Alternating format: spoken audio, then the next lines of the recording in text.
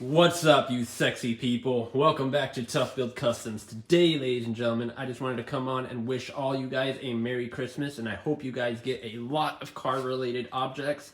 Whatever you guys get, list that down in the comment section down below because I am dying to know what you guys got for Christmas. So let me know. On that behalf, I need to go tell you guys something that I discovered 2 seconds ago. So this deer hose here, I found out that one of my O-rings was collapsed, which if an O-ring is collapsed, guys, that means vacuum leaks.